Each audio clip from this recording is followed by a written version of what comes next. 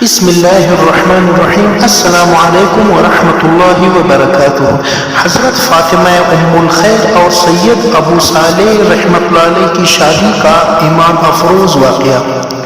ایک دفعہ سید ابو صالح رحمۃ اللہ علیہ نہر کے کنارے بیٹھے ہوئے تھے۔ کھانا کھائے ہوئے 3 دن گزر چکے تھے، بھوک سے نڈھال تھے۔ نہر کے پانی میں سیب کو بہتا ہوا پایا تو فوراً اٹھا لیا اور سیب کو کھا لیا۔ سیب کھانے کے بعد دل میں خیال پیدا ہوا کہ یہ تو کسی اور کا مال تھا، میں نے بغیر پوچھ کے سیب کھا لیا ہے، قیامت کے روز تو مجھ سے اس کا حساب لیا جائے گا۔ تو پانی کے بہاؤ کے مخالف سمت چلنا شروع کر دیا۔ 2-3 گھنٹے چلتے رہے تو نہر کے کنارے سیب کا وسیع باغ دکھائی دیا۔ ایک تناور درخت سے سیب گر رہے تھے جو نہر اپنے ساتھ بہا لے جا رہا تھا۔ سید ابو صالح نے باغ کے مالک کا پوچھا تو معلوم ہوا کہ یہ اس علاقے کے رئیس عبداللہ سومئی کا باغ ہے۔ جا کر عبداللہ سومئی کی خدمت میں حاضر ہوئے اور کہنے لگے کہ جناب، میں نے بغیر پوچھے آپ کے باغ کا سیب کھا لیا ہے، قیامت کے روز تو اللہ مجھ سے اس کا حساب لے گا، لہٰذا مجھے وہ سیب بخش دو۔ عبداللہ سومئی نے اسے کہا کہ ایک شرط پر میں بخشش کر دوں گا، اگر تم 10 سال تک میرے اس باغ کی رکھوالی کرتے رہو اور مجاہدہ نفس کرتے رہو، پھر میں تمہیں سے بخشش کرنے کے بارے میں سوچوں گا۔ سید عبداللہ نے منظور کر لیا اور 10 سال تک باغ کی رکھوالی کرتے رہے۔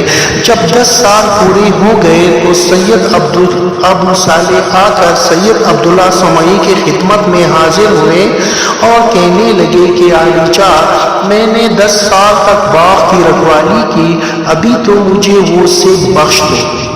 اس نے کہا کہ 2 سال تک تم اور اس باغ کی رکھوالی کرو اور مجاہدہ نفس کرو، پھر میں سوچوں گا۔ جب 2 سال اور بھی پورے ہو گئے تو سید عبداللہ سومئی نے ابو صالح رحمۃ اللہ علیہ کو بلایا کہ میں تمہیں سیب بخشش کر دوں گا، لیکن میری ایک شرط ہے۔ میری ایک بیٹی ہے جو پاؤں سے لنگڑی ہے، ہاتھوں سے معذور ہے، کانوں سے بہری ہے اور آنکھوں سے نابینا ہے، تم اس سے شادی کرو۔ ابو صالح جو اللہ تعالیٰ کے خاص بندوں میں سے تھے، اس نے منظور کر لیا۔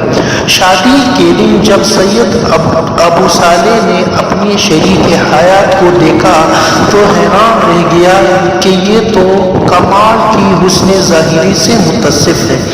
واپس جا کر عبداللہ سومئی کے پاس گئے اور کہنے لگے کہ یہ تو کوئی اور لڑکی ہے جو کمال کی حسن ظاہری سے متصف ہے۔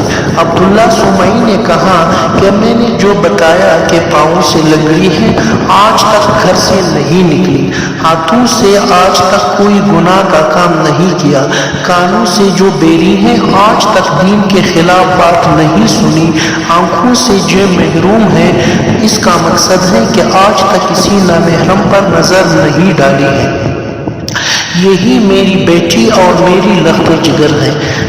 میں نے جب آپ کی تقویٰ کو دیکھا تو میں نے فیصلہ کیا کہ تم ہی وہی متقی ہو جو میری لخت جگر کے لائق ہو، اس لیے میں نے اپنی بیٹی کے بڑے ہونے کا انتظار کیا اور آپ کو 12 سال اپنے سایہ شفقت میں رکھا تاکہ تم میری لخت جگر کو اپنے نکاح میں لے لو۔ ان 2 پاک باز ہستیوں کی رفاقت سے جو ہستی پیدا ہوئی، ان کی تبلیغی اور اصلاحی کارناموں نے عالم اسلام میں ایک نئی روح پونک دی۔ شادی کے کچھ عرصے بعد سید ابو صالح وفات پا گئے اور اس ہستی کی تربیت ان کی وہ پاک باز والدہ نے کی۔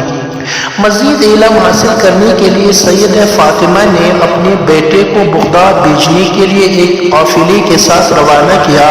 راستے میں قافلے کے مسافروں کو ڈاکوؤں نے لوٹ لیا، سارا پیسہ مال وزر قبضے میں لے لیا۔ لڑکے سے کہا کہ اے لڑکے، تمہارے پاس کیا ہے؟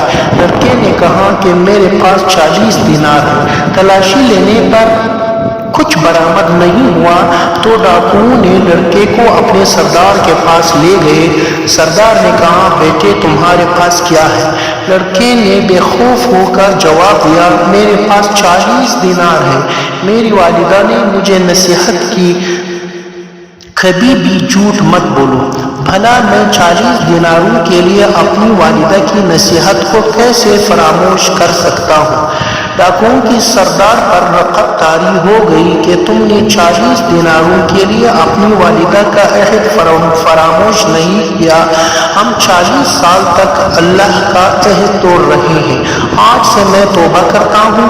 تمام قافلے کو اپنا سارا مال و زر لوٹا دیا۔ اس لڑکے سے ایسی برگزیدہ ہستی بن گئی جن کو آج ہم شیخ عبدالقادر جیلانی رحمۃ اللہ علیہ کے نام سے پکارتے ہیں اور رہتی دنیا تک اس کا نام روشن رہے گا۔ اگر آپ کو میری یہ سچی کہانی اچھی لگے تو چینل کو سبسکرائب کریں اور گھنٹی کا نشان دبائیے۔